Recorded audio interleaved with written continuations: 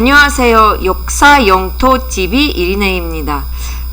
잘 계시죠? 시청자 여러분. 오늘도 장계환 박사님을 모시고 우리 사는 세상이 어떻게 돌아가는지에 대해서 말씀 나눠보도록 하겠습니다. 박사님 안녕하십니까? 안녕하세요.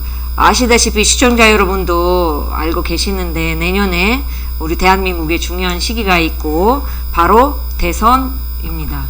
그래서 대선 후보자 중에서 윤석열 전 검찰총장님도 나가셨어요.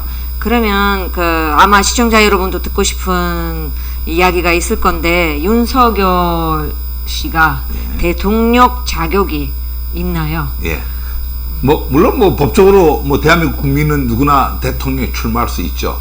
문제는 이제 민족의 국가의 지도자로서의 역량이 있느냐, 우리는 그걸 자격으로 따지는 거죠. 사실 요즘 뉴스만 틀면은 윤석열 얘기가 나와갖고. 그렇죠. 윤석열만 얘기 나오죠.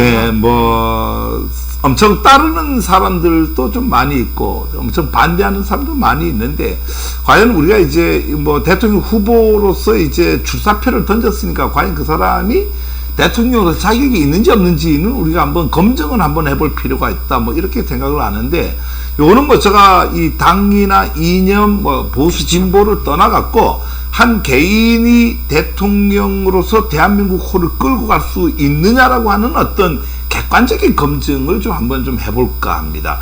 왜 그러냐면은 많은 대통령들이 지금까지 나왔는데 그 사람들이 전부 검증을 받고 그렇죠. 이렇게 나왔다라고 하는 거예요. 그런 측면에서 대통령은 사실 이분이 지금까지 해왔던 거는 주로 검찰에서 사람 잡아들이는, 다른 일은 거의 안 했었잖아요. 사람 잡아들이는 일만 그러니까 했어요. 사람만 잡았어요. 그러면 사람 잡아들이는 일만 했는데 대통령은 그런 일을 하는 자리가 아니다라고 하는 거죠. 그렇죠. 이렇게 예를 들어서 만약에 윤석열 씨가 대통령이 되면 그럼 우리 다 잡게 되는 거죠. 아닌가요? 죄진 사람만 잡아가는데 문제는 이제 대통령이라고 하는 것은 이제 외교, 그렇죠. 군사, 경제, 사회, 문화 이걸 다 이렇게 섭렵을 해갖고 사회 현상에 대한 어떤 이해가 있어야지만이 얘기가 된다 이거죠. 그렇죠. 그럼 과연 이재명표 통일 이러면은 와닿는 게 있어요. 그렇죠. 이재명표 경제 이러면 기본소득, 이재명표 군사, 이재명표 외교 이러면 딱딱딱 와닿는 게 있는데 과연 검찰에서 평생 동안 사람만 잡아들이는 사람이 과연 말이야. 통일 문제를 어떻게 풀어갈까? 맞아요. 일부 혹자들이 이렇게 얘기해요. 전문가를 쓰면 될 거 아니냐. 옛날에 누가 그 얘기했냐면 유명한 사람이 있어요. 김영삼 대통령이 그런 얘기했어요. 그 당시에 김대중 대통령하고 이렇게 싸우는데 김대중 대통령이 엄청 책을 많이 읽어갖고 외교, 군사, 통일 해박해요. 그러니까 이제 뭐라고 얘기하니까 머리는 남한테 빌릴 수도 있는데 건강은 빌릴 수 없다. 건강이 최고다는 매일 조깅만 하는 거예요, 그냥. 실질적으로 대통령이라고 하는 것은 머리를 빌릴 수는 없습니다. 그렇죠. 아주 전문적인 건 빌릴 수 있지만은 남한테 빌린다라고 하는 것은 누가 조언을 해주더라고 하더라도 내가 뭘 해야 되죠? 분석하고 판단하고 결정을 내려야 됩니다. 그게 그렇죠. 그런 할 수 있는 능력이 있어야 되잖아요. 그렇죠. 바로 그거죠. 근데 윤석열 씨는 갖고 있나요? 그렇죠. 왜 그러냐니까 그 사회성이에요. 이 사회에 돌아가는 현상을 알아야지만 그걸 할 수 있는데 이 사람은 매일 사람만 잡아들이다 보니까 이 두뇌 구조가 사람 잡아들이는 두뇌 구조만 갖고 있는데 과연 그런 거를 전문가의 조언을 듣고 분석해서 판단할 수 있는 능력이 있는가? 이런 게 좀 떨어지지 않겠나 이렇게 보고요. 근데 가장 중요한 것은 이제 지도자는 이제 역사인식이 있어요. 그렇죠. 역사인식. 그래서 과연 이제 우리가 갖고 있는 역사인식 크게 두 가지가 있어요. 첫 번째는 4대주의 사관. 그러니까 맹목적으로 중국이나 미국이나 일본 이런 데를 이제 이렇게 맹목적으로 따라가는 4대 사관과 또 하나는 가장 중요한 친일 사관에서부터 친일에 대해서 너무나 잘 알잖아요. 그렇죠. 리나 씨도. 그거는 저 알아요. 그러니까 리나 씨도 아는 정도의 친일 사관. 이번에 이미 이 사람이 29일 날에 그 윤봉길 매헌 그렇게 관에서 이제 이 하는데 이미 거기서 뭐 친일사고를 막 드러내고 있는 거. 그 얘기 좀 이따가 그거 보고서 막 오더라고요. 이게 과연 이 사람이 지도자로서의 어떤 그 역사 인식을 갖고 있느냐. 예를 들게요. 지금 이제 이 문재인 정부만 하더라도 지금 여권과 함께 이번에 얼마 전에 뭘 했어요? 행안부에서 여수 민중항쟁을 법을 통과시켰어요. 그 다음에 대통령이 당선되자마자 첫 해에 제일 먼저 어디를 갔어요? 5.18 묘역을 찾아갔어요. 그 다음에 제주 4.3을 찾아갔어요. 이게 다 역사인식이에요. 과연 뭐 이런 어떤 친일적 사고를 가진 거로 이렇게 보여요, 저희 눈에는. 그런데 예를 들어서 윤석열 대통령이 되면 그럼 가지 않을까요? 거기 그냥. 그러니까 이제 이 사람에 대한 우리가 역사 인식을 한번 해부를 해볼 필요가 있다. 이거 검증을 받아야 된다. 이게 적어도 오늘까지 나타난 현상을 본다고 하면은 친일주의적 어떤 사고를 갖고 있다. 이렇게 하고요. 또 하나는 지금 이제 가장 중요한 것은 처와 장모의 법적 문제예요. 이번은 이제 뭐 오늘 저 뒤에 좀 다르게 되겠습니다. 장모가 오늘 법적 구속이 됐어요. 그런데 이런 어떤 그 가족을 하나를 제대로 이렇게 못 다스리는 이런 수신제가가 안 되는 사람이 어떻게 나라를 어떻게 다스리겠어요? 그래 이 사람은 뭐라고 얘기하니까 내가 건희와 주리와 만나기 전에 일어났던 일이다 이러는데 중요한 게 만나기 전에 일어났던 일이고 만나고 난 뒤에 거기에 관련된 사람 다 감옥에 갔어요. 다 감옥에 갔는데 장모만 안 갔어요. 안 가도 오늘 갔어요. 그럼 이 사람이 검찰총장일 때는 안 가고 검찰총장이 끝나니까 바로 감옥에 갔어요. 그래, 그럼 해명 얘기죠. 그럼 검찰총장일 때 왜 안 갔느냐 이거죠. 법의 검찰총장이니까. 그렇죠. 그러니까 법의 자체가 지금부터 이제 가장 쟁점이 이제 그쪽이죠. 우리는 뭐 그 최모 씨라고 하는 그분이 장모가 감옥에 가고 안 가고 별로 관심 없어요. 그렇죠. 뭐 가면 어떻고 안 가면 어때? 우리랑 뭔 관계가 있어요. 우리가 갖고 있는 건 과연 그 공정한 잣대를 댔느냐. 그렇죠. 요즘 이 사람이 맨 공정 얘기를 해요. 뭐 문 대통령이 들어서가고 공정한 사회 얘기했는데 공정한 사회 아니다 이렇게 얘기했는데 요즘은 그 얘기 하다가 그 지금 지가 당장 검찰총장으로 있을 때에 왜 감옥에 안 가냐? 그러니까. 그 주변 사람 다 갔는데 그래서 이런 문제가 아마 이제 뭐 이렇게 목덜미를 잡지 않겠느냐 이렇게 하고 제일 마지막으로 이 사람 대통령 자격을 얘기할 때는 가장 중요한 게 이제 검찰공화국에 대한 국민의 두려움이에요. 우리 이번 조국 사태를 보면서 검찰이 얼마나 무서운지. 네, 저 책 읽었어요. 진짜 읽었어요? 충격받았어요. 검찰이 저렇게 무서운 줄 몰랐어요. KGB. 더 심한 것 같아요. 아니 KGB가 더 심한 것 같아요. 검찰 더 심한 것 같아요. 예, 러시아에도 비슷하긴 하는데 예. 너무 심했어요. 예, 그래서 이런 어떤 검찰 공화국이 내가 그 특수부라고 하는 특수한 집단에서 쉽게 말해서 기소를 안 하면은 돈을 벌고 맞아요. 기소를 하면은 명예를 감옥 보내니까 그렇죠. 멋있게 명예를 맞아요. 얻고 이 검찰이라는 조직은 도대체가 말이야 이 기소를 해도 좋고 안 해도 좋고 그런 무소불위의 힘을 가진 이 집단이 과연 그거 안가 뭐 이런 것들이 이제 가장 뭐 중요하다라고 봐요. 그러면 예. 우리 아까 그 박사님께서 이제 역사 인식에 대해서 잠깐 언급하셨는데 윤석열이 역사 인식이 어떻게 되는 건지 좀 자세히 얘기해 주세요. 예, 이번에 이제 29일 날 이제 그 대통령 출마 선언을 했잖아요. 이거 어디서 했죠? 윤봉길 그러게 말이에요. 그 매헌 윤봉길 그 일제 그다가 폭탄 던지는 폭탄을 던져갖고 아주 전형적인 우리 이제 애국 독립 투사인데 거기서 했는데 거기서 대선 출마를 하면서 뭐라고 해야 할까 문재인 정부가 이념 편향적 죽창가를 부르는 바람에 한일 관계가 망가졌다.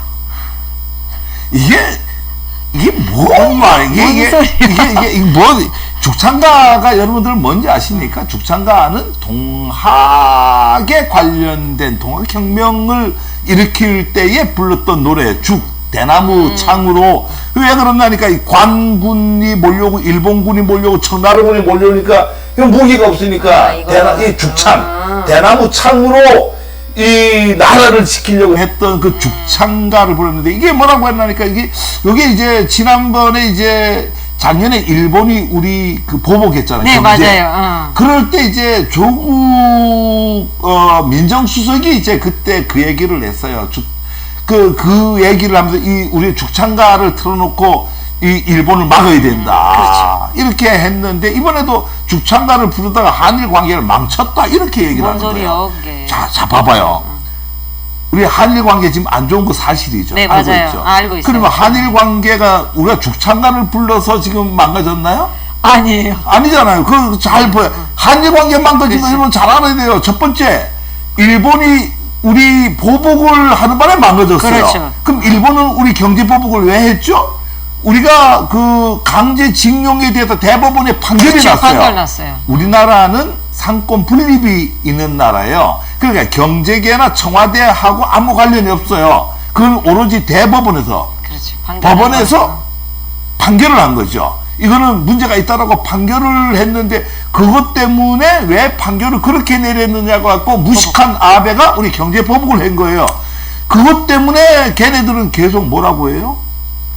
우리 보고 강제징용 그거를 처리하라고 하잖아요. 그렇죠. 처리가 돼야 안 돼요? 안 되죠. 안 되죠. 대통령 법원에서 판결 내린 그러니까. 거는 대통령도 따르는 게 할수 민주국가에 없잖아요. 할 수 없는 거예요. 그런데 그것 때문에 한일 관계가 나쁘잖아. 그죠? 그렇죠. 그것 때문에 나쁜데 윤석열 씨 이번에 뭐라고요? 죽창가를 불렀기 때문에 나빠졌다. 한일 관계가 나빠졌다. 이게 뭔 그러면 기본 인식이 없는 거예요. 그래, 욕을 한마디만 할게.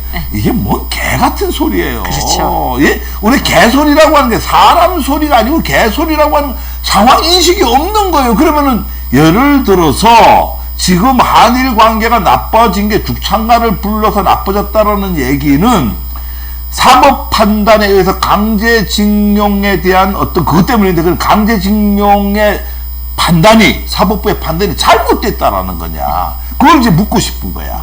그렇죠. 그럼 뭐라고 대답할 거예요? 잘못했다고 하겠지 아마. 잘못됐다고 하면 그것 때문에 지금 한국이 그렇죠. 나빠진 거지. 그렇죠. 왜 죽창가를 불러가고 나빠진 거예요? 그러니까 이게 아주 역사 인식이 없는 거예요. 아주 없고 이 친일적 사고를 갖고 있는 게 아닌가. 그래서 역사 인식이 없는 사람이 이제 대선 출마를 접하고 다시 올린다 이렇게 해갖고 이제 우리 저 죽창가에 대한 그 죽창가 노래예요. 네. 동학혁명이 일어났을 때 죽창가라는 노래를 지난번 작년에 이제 경제 보복할 때 이제 조국 민정수석이 올렸거든요. 이번에 그걸 다시 한번 또 올렸어요. 페이스북에도 공유하면서 이제 대선 출마를 하면서 애교는 실용주의, 질사구시, 현실주의에 입각해야 하는데 이념 편향적 죽창가를 부르다 여기까지 왔다 이렇게 했단 말이에요. 그러니까 그렇죠. 지금 잘 봐요. 이게 너무 중요해. 역사 인식을 왜 따지는지 리나 씨 네. 봐요. 전 세계 누구한테 물어봐더라도 지금 한일 관계 속에서 왜 두 나라가 이렇게 멀어졌느냐? 왜 멀어졌죠? 징용에 관련돼 갖고 그렇죠. 저쪽에서 사과를 안 했기 때문에 그렇죠. 안 했죠. 그걸 안 했기 위안부도 있지 않을까요? 그렇죠. 위안부. 근데 이제 요 관계만 놓고 본다라고 하면 대법원에서 징용 관계 때문에 이제 그 결과 때문에 지금 멀어진 거예요. 이거는 우리만 아는 사실이 아니라 지금은 전 세계가 다 알아요. 그런데 그것 때문에 한일 관계가 나쁜데 그렇죠. 지금 이 사람이 이념 편향적 주창가를 부르다가 여기까지 왔다. 이 얘기는 우리 재판부가 강제징용자에 대한 재판을 잘못 내렸다는 얘기를 하는 거예요. 그렇군요. 이게 지금 핵심 비판하는 거죠. 쉽게 말하면. 그럼 그래서 이거 묻고 싶단 말이에요. 그러면 우리가 지금 다시 해야 되느냐. 그래서 죽창가는 아까 얘기대로 동학농민운동을 소재로 한 노래입니다. 이게 이제 아까 19년 7월 달에 일본이 이제 수출 규제를 할 때 이제 보복 조치를 발표하자 조 장관이 페이스북에 올린 그렇죠. 내용이라고. 그래서 이런 부분들은 우리가 알고 가야 되고 뭐 이런 식으로 역사 인식을 친일적 역사 인식을 갖고 있다라고 하면은 이 문제는 되게 심각한 그러니까 윤석열 문제다. 씨가 대통령이 예, 예. 되면 그러면 우리 일본이 식민지 다시 되는 거 아니야? 아니 뭐 식민지까지는 안 되겠지만은 틀림없이 어쨌든 뭐 비슷하게. 강제징용자에 대한 사법부 그거 잘못됐다 이렇게 얘기하고 그러니까. 남을 사람이다 이거죠. 그러니까 어쨌든 나쁜 거예요. 예, 이건 뭐 역사인식이 없는 사람이다라고 저는 판단을 하고 있습니다. 너무한다, 예. 박사님. 예. 그리고 오늘 를 봤어요. 예. 윤석열 전 검찰총장의 예. 장모, 최아무개. 제모 씨가 예. 선고를 받고 바로 예. 법정 구속됐어요. 근데 예. 너무 좋게 받는 것 같고 3년. 3년이 뭐예요? 3년? 더 많이 때렸었어야 됐는데 어쨌든 그거에 대해서 좀 우리 시청자들 분께 저 자세히 한번 얘기해 볼게요. 이게 사기죄하고 의료법 위반으로 이제 구속이 됐어요. 근데 3년이 많다 적다라고 하는 개념은 이제 뭐 재판부에서 결정 짓기 때문에 저희가 개입할 개인적인 생각이에요. 부분은 아니지만 저는 개인적인 생각이 너무 적다 생각해요. 그렇죠. 저도 그렇게 생각해요. 왜 그렇게 생각하느냐 이제 이유가 중요한 거지. 네. 자, 이 사람은 22억 몇천만 원을 사기를 국가에 우리 세금 22억이나 되는 거를 의료보험공단의 돈을 빼갖고 자기 이익을 취했던 사람이에요. 그런데 3년. 근데 어떤 사람은요, 한 여자는 대학 교수인데요. 그러게. 표창장을 이조를 했다고, 이조도 안 했는데? 4년 받았죠. 이조를 했다라고 해갖고, 그게 위조를 한 게 우리 국민들하고 관계가 있어요, 없어요? 없죠. 아무 관계도 없어. 그런데도 불구하고 4년을 지금 형을 살고 있는데, 그러니까. 우리 국민의 혈세를 22억이라고 하는 돈을 낚아채갔는데 겨우 3년이라고. 그러면 여기는 사법부가 문제 있는 거예요, 그러면 박사님? 아니, 사법부 문제가 아니라 이제 역으로 얘기하면 우리 정경심 교수가 너무 억울하다. 억울하죠, 그러면. 이런 얘기고요. 의정부 지법 형사합의 제13부입니다. 네. 거기에 이제 재판장이 이제 정성균이라고 하는 재판장이 내린 건데, 불법으로 요양원을 개설해서 요양급여, 이거를 챙긴 혐의로 이제 재판에 넘겨져 이번에 징역 3년의 실형 선고를 받고 법정 구속이 됐어요. 자, 이게 중요한 부분이에요. 법정 구속됐다라고 하는 게. 다른 사람들은 이미 다 구속이 되고 4년씩을 살았어요. 이미 나오는 사람들도 있을 거예요, 아마. 네, 아니 집행유예를 받은 사람도 있고 이랬는데 이 장모만 안 들어갔어요. 자, 이게 중요한 게 이게 중요해. 왜 안 들어갔냐 이거죠. 그러죠. 이 장모가 주인공이거든 거기서요. 핵심 요원. 왜냐면 박사님 백이 있었으니까 그 총장. 어떤 백이 있어요? 총장 사위가 백이 있었어. 이때는 이제, 아닌가요? 이때는 이제 총장 사위 백이 아니고 이제 뒤에 나오게 되는데 이제 양이라고 하는. 아니 저는 그렇게 생각했지. 백이 있어서 사위가. 검찰 백이 있었어요. 검찰 백이. 그 이제 뭐 조금 더 자세히 얘기하면 2012년이죠. 11월달 의료기관을 개설을 했는데 의료기관은 법적으로 의사들만 개설을 할 수 있어요. 법적으로. 근데 이 장모가 개설을 한 거예요. 이미 불법이죠. 그렇죠. 불법이지. 어떻게 개설을 했어요? 아니 뭐 사업자 등은 법인 만들어 갖고 이제 동업자들하고 의료재단을 이제 이렇게 설립을 해 갖고 파주에다가 이제 요양병원을 개설한 뒤 이제 운영을 했어요. 그 운영을 하게 되면 이제 상당한 부분들을 거기서 돈을 지급을 해주거든요. 그렇죠. 저 의료보험 맞아요. 맞아요. 그 돈을 22억 9,400만 원이나 요양급여를 챙겼습니다. 자, 본인이. 누구 돈이에요, 그거? 우리 돈. 네. 피 같은. 달달이 9만원씩 내는 거야. 신랑 돈 내잖아, 지금. 그럼 신랑 돈 내지. 우리 그거 22억 9,400만 원. 이거. 그러면 아까도 얘기한 정경심 교수는 우리 국민들하고 아무 관련도 없고 저 표창장 만들었다는 입증도 사실은 안 되고 뭐 그것 때문에 대학을 간 것도 아니고 아무것도 아니기 때문에 4년을 사는데 이번에 또 조국이 펀드 어쩌고 저쩌고 무죄한 거 알고 있어요. 그런데 그때 4년을 사는데 우리 국민의 피 같은 국민의료보험을 22억 9,400만 원이나 갖고 간 이 사기꾼을 3년만 때린다라고 하면 말이 안 되죠. 자, 이제 중요한 것은 아까도 얘기했지만 동업자가 3명이 있어요. 이 사람들은 벌써 2015년도에 경찰에 입건이 돼갖고 2018년도에 한 명은 징역 4년을 받았고 2명은 징역 2년 6월에 집행유예 4년을 받았어요. 근데 4명이 동업을 했는데 한 명은 4년 받았고 2명은 집행유예 4년을 받았는데 장모는 그냥 아무 일도 없이 아예 기소도 안 하는 거 그러면? 그냥 뭐 원래 이렇게 따지면 이제 계속 해야 되는 거 아니야? 물어야 됐겠죠. 왜 지금까지 그렇죠. 구속되지 왜? 않았는가? 뭐 이게 이제 되게 오늘 뭐 우리가 사실 장모권 뭐 구속이 돼갖고 감옥에 살든지 말든지 뭐 우리 별로 관심 없습니다. 관심 없는데 적어도 지금까지는 왜 구속이 안 됐는지는 우리가 알아야 된다라고 하는 거죠. 이게 이제 김건희 씨가 이제 그러니까 이 장모는 딸을 내세워 갖고 최고의 실세인 이제 차장 검사하고 이제 어쩔 수 없이 그러니까 요게 이제 뭐 요 얘기 제가 따로 한번 개인 방송으로 해야 되는데 민원이 정대택이라는 사람이 민원이 막 들어가고 이러니까 정대택이라고 한 또 다른 사람이 있어요. 그러니까 동곡하니까 민원이 들어갔다. 민원이 들어가서 이 문란하고 뭐 이러니까 그 당시에 윤석열은 그 당시에 그 문제로 인해 갖고 1개월 정직 처분이 되고 그 다음에 이 양 차장 검사는 사표를 냅니다. 그렇구나. 사표를 내니까 양 차장 검사 사표를 내고 변호사로 가니까 검사의 끝발이 없잖아요. 그렇죠. 끝발이 없으면 이 장모가 어떻게 되죠? 글쎄 감옥에 또 가야 되잖아. 찾아야지 이제 검사를. 새로운 걸 찾아야지. 그 찾은 검사가 누구야? 윤석열 아니야? 윤석열이야, 그게. 내 이해를 잘해야 돼요. 장모가 너무 무서운 거예요.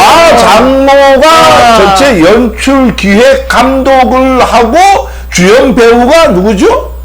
김건희고. 거기에 조연이 누구야? 윤석열이야. 그래서 감독, 연출 이게 전체적으로 장모가 다 하는 거야. 그러면 옛날에 따지면 박근혜 전 대통령 최순실 최순실인 거야. 그렇죠. 최순실인 거죠. 그러니까 자기가 가니까 검사가 필요하니까 또 주연 배우를 김건희를 다시 누구한테 붙이냐면은 윤석열한테 붙이는 거예요. 그거를 이제 이쪽에 르네상스 그러니까 이렇게 얘기하잖아요. 뭐 이번에도 갈 때 누가 소개해 줬느냐? 그렇죠. 스님이 소개해 줬습니다. 이랬는데 그건 다 거짓말이에요. 그 스님은 스님인데 스는 스예요. 르네상스예요. 우리가 그 조나고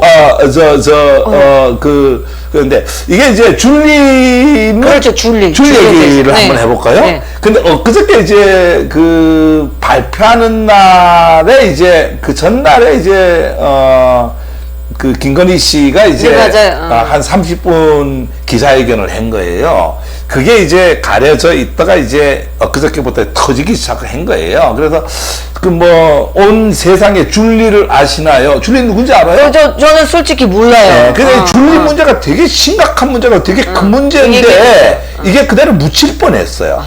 묻힐 뻔했는데 본인이 스스로 이거를 화제거리로 만들어 갖고 이제 뭐 이 실시간 어떤 거기에서 뭐 완전 랭킹에 갈 정도로 사회 관심을 불러일으켰는데 자 이런 게 있어요. 우리 지난 대선 한번 보자고. 지난 대선에 제일 유명한 게 뭐예요? 우리 안철수 대통령이 제가 MB 아바타입니까? 네, 맞아. 그러잖아, 그죠? 기억해요, 그거. 내가 MB 아바타입니까? 어떻게 생각하십니까? 지금 문 후보님 생각을 묻습니다. 제가 맞아. MB 아바타입니까? 자, 이게 문제는 이 사람이 그런 말을 안철수 씨가 안 했으면은 누구도 모르게. 거기에 대해 관심 없어요. 그냥 뭐 누가 이제 MB 아바타라고 이제 그냥 한 거예요. 그냥 스쳐 지나가는 얘기야. 근데 지가 TV 토론에 나와갖고 내가 MB 아바타입니까? 뭐 이렇게 얘기를 하니까 이게 이제 화제가 되는 거예요. 그러니까 이런 것들이 똑같은 경우로 이제 이번에 이 대선에서 윤석열 그 처가 뭐 윤석열 처가 뭐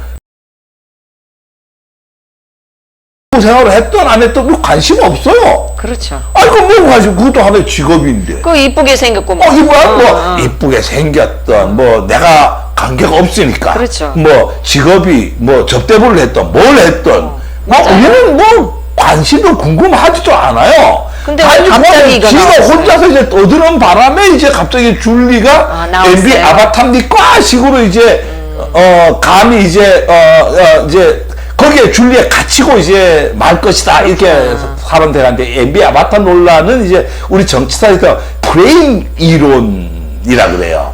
그래서 이거는 이제 좋은 예 중에 한데 프레임 이론이라는 게 뭐냐면은 미국의 정치학자 조지 레이코프 책에 나오는 이론이에요. 이건 뭐라고 하니까 코끼리가 미국 공화당의 상징이에요. 네, 맞아요. 근데 이제 민주당 선거에서 승리하면은 공화당 아젠다를 따라가지 말고 그냥 민주당이 자신의 언어로 자신이 가고자 하는 걸 가면 되는 거야. 근데 엉뚱한 코끼리 얘기하면은 다 이 모든 관심이 어디로 가죠? 코끼리로 가는 거야. 그렇죠. 이제 그런 건데 지난번에도 우리는 별로 생각하고 싶지도 않았는데 자꾸 안철수만 보면은 뭐가 생각이 나니까 MB 아바타 생각이 나는 거예요. 그럼 이제 오늘 이 순간부터 우리는 윤석열만 보면은 뭐 생각이 나요? 줄리 생각이 나는 거야. 저도 이제 줄리 생각 날 거예요. 그러니까 줄리가 이제 뭔가가 이제 되게 중요하잖아, 그죠? 그러니까 줄리는 뭐냐? 윤석열 부인이 김건희 씨죠. 상당히 충격적인 과거가 있어요. 이번에 본명이 뭐냐면 김명신이에요. 원래 이름이 김명신이고 르네상스 이거는 뭐 저도 확인한 사실이 아니고 이제 많은 뭐 인터넷에서 다니는 설을 얘기를 하는 거예요. 이거는 뭐 제가 정확하게 뭐 자료 조사한 게 아닌데 르네상스 호텔이 역삼동에 있어요. 그 호텔 지하실에 되게 고급 뭐 이렇게 술집들이 있는데 거기서는 이제 김명신 씨를 줄리라고 불렀다라고 해요.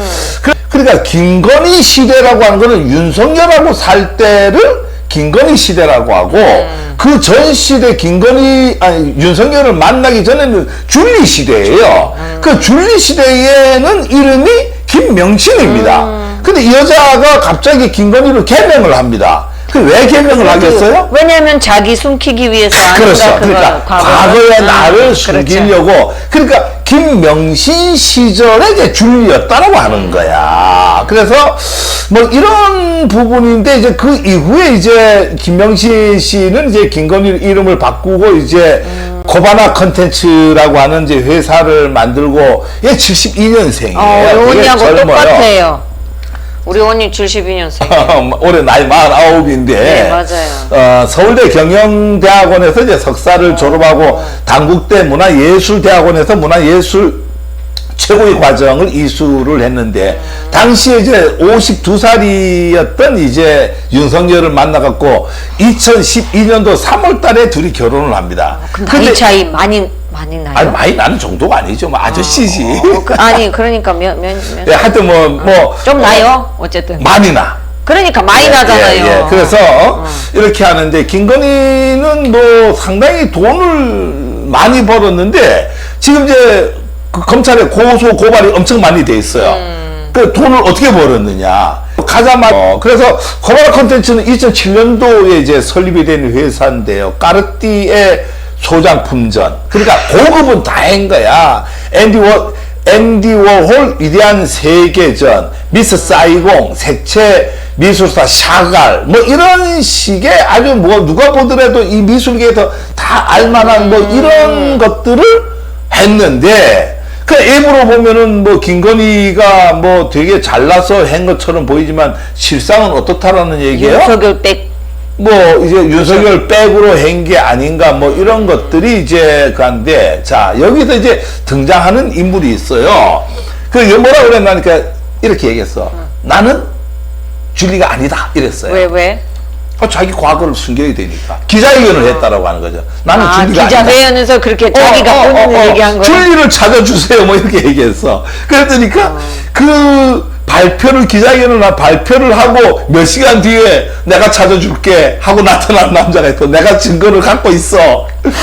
그게 만약에 예를 들어서 자기가 본인이 그 말을 안 하면 아무도 모르죠. 모르죠. 그러니까 그러니까 말 안 했으면 이게 화제가 되지는 않아요. 그냥. 근데 지가 뭐 줄리를 찾아주세요. 나가 줄리가 아닙니다. 이렇게 얘기하니까 야, 뭔 소리야. 나는 어제 너를 알고 있어. 이게 정대택이라고 하는 사람이야. 이게 정대택이라고 하는 사람은 이 장모 때문에 감옥을 갔다 온 사람이야. 아, 그래서 뭔가 아쉬운 거 있나 봐요. 그러니까 그때 같이 사업을 했단 말이에요. 그 건물을 같이 사갖고 사업을 했는데 약정서를 썼어. 어떻게 약정서를 썼나니까 요거를 싸게 샀으니까 다시 되팔아갖고 이익이 나면은 이거를 반씩 균등 배분한다.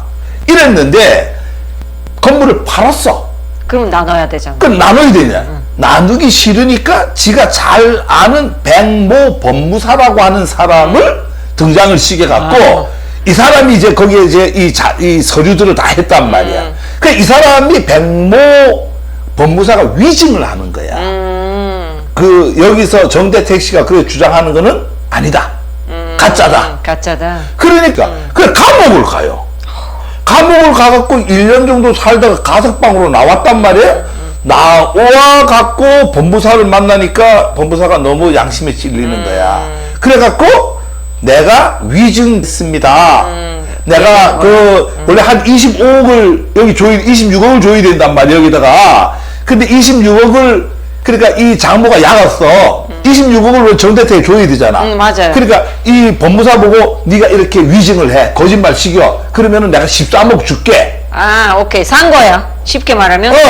그러니까 그래갖고 정대택에 감옥을 갔어. 전혀 상관없는 사람이 감옥 갔죠. 원래 그 법무사 가야 되잖아요. 장모랑 같이. 그런데 감옥 갔다가 이제 정대택에 나와갖고 법무사를 만나니까 양심에 너무 꺼리는 거야. 그래서 정대택 씨가 양심 선언을 해요. 내가 이 사람은 아무것도 없는데 내가 위증을 했습니다. 그러면 그 법무사가 어떻게 됐어요? 감옥 갔어요? 그래, 법무사 감옥을 갔어요. 그것 때문에. 그러면은 위증을 시킨 사람이 누구예요? 장모. 근데 장모 안 갔어 또. 그러게 왜 안 갔지?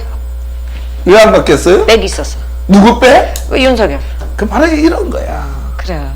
그래서 법은 잘 몰라도 딱 나오는데 이미. 그러니까 이 백모 법무사가 감옥을 갔다가 나와갖고 시름시름 앓다가 죽었어. 백모 검사는 몇 년 전에 죽고, 자 이제 얘기를 하려고 하는 게 아니라, 그러니까 같이 정대택하고 장모하고 사업을 같이 했다는 얘기예요. 사업을 같이 하다 보니까 얘기를 다 했을 거 아니야. 그렇죠. 장모가 다 알게 된 우리 거지. 딸이 명신이가 그때는 그렇지. 건이가 아니고 우리 명신이가 뭐 이제 거기서 이제 ABCD 얘기를 그러겠죠. 다 하는데 양 검사는 미국에 처자식이 있지만은 뭐 이렇게 하면서 이제 사만 그룹의 라마다 르네상스 호텔이 사만 건설 거예요. 거기에 회장이 소개를 해줘갖고 만났다. 만났다 이렇게 돼. 왜 만나게? 사장 검사가 이제 변호사로 가면서 힘이 없으니까 또 다른 힘 있는 검사를 찾아야 되니까 윤석열을 만난 거야. 그러면 이렇게 들어보면은 장모가 딸을 이용해서 그러니까 자기 일을 위해 이익을 장모 위해서. 연출, 그러니까. 감독, 여기에 주연 배우가 누구라고? 김건희가 주연 맞아요. 배우고 조연 배우가 윤석열인데 윤석열. 자 여기서 더 중요한 게 하나가 있어요. 가장 중요한 거예요. 그게 뭐냐면은 양재택 차장검사가 이제 그걸로 가니까, 변호사로 가니까 힘이 없으니까 누구랑 동거를 했냐면은 윤석열하고 동거를 했어. 동거를 하니까 정대택 씨가 화딱지가 나잖아. 그렇죠. 법무부에다가 그걸 쓴 거야. 민원을 제기를 한 거야. 했고 살다 보니까 내가 억울하게 이렇게 감옥을 가는데 이놈들이 전부 그 여자 편을, 장모 편을 들어갔고 이렇다. 이게 이제 추사가 계속 민원실에 감찰을 한 거야. 법무부에서. 하지만 진짜거든. 그러니까 이 양재택 차장검사는 그만둬버리고 아, 그렇구나. 결혼을 결론적으로 해서 밀려서 한 거예요. 밀려서. 그렇게 하고 거기서 1개월 정직 처분을 받았어요. 1개월. 근데 1개월 정직 처분을 받고 대구로 쫓겨났단 말이에요. 근데 우리는 다 어떻게 알았어요? 저 박근혜 대통령을 조사를 했기 때문에, 글로 간 거. 저 국정원을, 댓글 조사를 했기 때문에 미움 박혀갖고 쫓겨난 걸 우리는 알고 있잖아. 그게 아니라고 하는 거야. 그게 아니고, 정대택 씨가 전부 이제 그 민원을 제기해갖고, 그래서 그 민원을 제기했던 서류도 있고, 법무부에서 정대택 씨한테 이래갖고 1개월 정직 처분한다라고 하는 처분 결과서도 다 있어요. 자, 저 하고 싶은 얘기는, 정대택이라는 사람은 명신아, 나는 어제 너를 알아. 너 줄리 아니야. 이러니까, 나 줄리 아닙니다. 하고 하니까 1분도 안 돼갖고, 몇 시간도 안 돼갖고, 바로 뭘 했냐면은, 야, 너가 왜 줄리가 아니냐? 너는 줄리다. 내가 어제에 너를 안다. 뭐 이렇게 됐던 거예요. 그렇구나. 예. 그래서 줄리에 대한 그런 모든 것들을 나는 알고 있다. 뭐 이게 그러면 이제 그 정대택이라는 사람이 되게 위험한 상황이에요 지금. 아니 뭐 이제 그 사람은 살고 나왔는데 자기는 진실을 얘기하니까 내가 목숨 걸고 얘기한다. 뭐 어떻게 될 수도 아닐까요? 나 목숨 걸고 얘기한다. 나 증인을 세워라. 열린 공간 TV에 나와서 나 증인을 세워라. 내가 다 안다. 난 어제 이 김명신이도 알고 지금 김건희도 알고 거기는 줄리, 너 줄리야. 내가 목숨 걸고 내가 증인할 수 있어. 이렇게 얘기한 거예요. 그래서 이제는 이 선거가 끝날 때까지 줄리 얘기는 우리가 많이 그렇죠. 이렇게, 많이 얘기해야 될 것 같아요. 저도 처음 들었어요. 이거 진짜 몰랐었어요. 그리고 하나도 예를 들어서 윤석열 씨가 대통령이 되면 그러면 우리 검찰 공화국이 되지 않을까 국민의 우려가 많아요. 그게 무서운 거죠. 저도 무서운 거죠, 솔직히. 그에 대해서 좀 얘기해 주세요. 우리 정치의 우리 대통령의 자질과 지도자의 내용을 보면은 우리가 한때는 지도자 이러면 강해야 되는 거야. 그러니까 군인들 출신들이 지도자가 되는 거야. 그게 이제 박정희, 전두환, 노태우 뭐 이런 사람들이 있죠. 근데 지금은 안 그러잖아요. 그래. 그때는 이제 그렇게 해야지 그게 지도자인지 알았는데 그 이후에 이제 민권주의자들이 나타났죠. 뭐 대표적인 것들이 이제 국민을 위하는 쪽이 이제 야당 쪽에서도 이제 김영삼이라는 분이 나타났고 또 뭐 이쪽에는 김대중이라고 하는 분이 또 나타났고. 근데 가장 또 뭐 외국에서는 경제 대통령이 많이 나와요. 근데 우리는 경제 출신들의 대통령이 지도자로는 실패를 했어요. 그래서 정주영 씨가 이제 현대 창업했던 좀 모르겠어요. 정주영 씨 몰라요? 이 현대라고 하는 현대는 알죠. 그걸 만든 사람이 정주영이야. 그분이 이제 대통령이 나왔다가 떨어졌어. 그래서 모르는 거예요. 그러니까 경제 쪽의 대통령, 그러니까 지도자가 대통령이 이제 처음 된 사람이 누구냐면은 이명박이야. 이명박은 알죠. 이명박이 대통령이 되니까 지도자를 세워놓으니까 돈 맛을 알아보니까 도둑질만 하는 거야. 그렇죠. 그 4대강 있잖아요. 아니 4대강뿐이 아니라 온갖 도둑질이란 도둑질은 다 해간 거를 지금 이제 감옥에 살고 있는데, 그러니까 군사 지도자도 좀 문제가 있고, 그 다음에 뭐 인권 지도자는 괜찮죠. 그 다음에 이제 경제 지도자들도 사실은 대통령 가면 괜찮은데 2명 다 실패를 한 거야. 한 명은 선거에 떨어지고 한 명은 도둑놈으로 이렇게 인식이 국민들한테 심어지고, 그 다음에 이제 하나 남은 게 검찰하고 이제 변호인들, 법조인들 공화국이 되면 어떻게 되느냐 뭐 이런 것들이 있는데, 진보 쪽에서 지금까지 법조인이 2명이 했죠. 노무현. 그다음에 문재인. 근데 중요한 건 이분들은 법조인이지만은 무슨 변호사라고 하죠? 인권 변호사. 그렇죠. 인권 변호사. 인권. 사람의 사람의 권리를 중시하는 변호사이기 때문에 이런 사람들은 인본주의, 사람을 우선하는 지도자로서 가는데, 지금 야권에 나와 있는 지도자들은 그러지를 못해요. 누구죠? 황교안. 황교안. 그다음에 홍준표. 홍표. 또 윤석열. 이게 지금 야권에 나와 있는 법조인들은 3명 다 아니 검찰 출신들이에요. 저 싫어요, 3명 다. 그러면 아니 뭐 이제 싫고 좋고는 이제 얘기하면 안 되고 그건 다 개인의 성향이니까. 미안해요. 그 황교안은 이제 전통적으로 이제 공안 검찰이라 그래요. 공안 검찰. 그 다음에 홍준표는 특수통. 그 다음에 윤석열도 특수통.